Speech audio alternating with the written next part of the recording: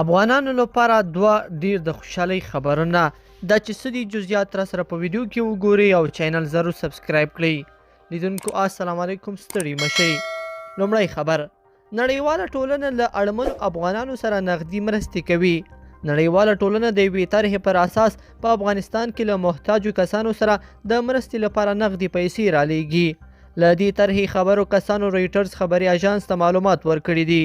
دوی ویلي چې دا مرستې اړمنو کسانو ته په پام کې نیول شوي دي. د دې پلان هدف دا دی چې په افغانستان کې د اقتصادي ستونزو د مخنیوي لپاره عامو خلکو ته پیسې ورکړی شي.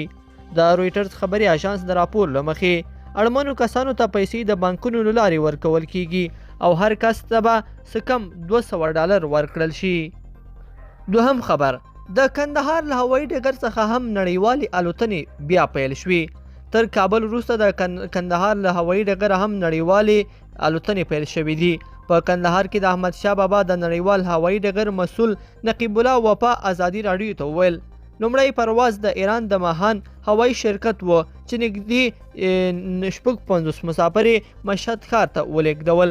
د طالبانو په واکمنېدو سره د افغانستان د پلازمینې کابل د نړیوال هوایي ډګر په شمول په ځینو نورو لوی ښارونو کې هوایي ډګرونه غیر فعال شوي وو. د کابل د نړیوال هوایي ډګر ګڼې برخې تخریب شوې وي چې د قطر او ترکیې په ګډو هڅو بیرته جوړې شوې دي. لیدونکو په دې هیله چې دا مطلب به مو تر پایه راسره لیدلی وي. که مو ویډیو خوښه شوې ویډیو لایک کړئ او چینل سبسکرایب کړئ. تر بیا ښه وخت.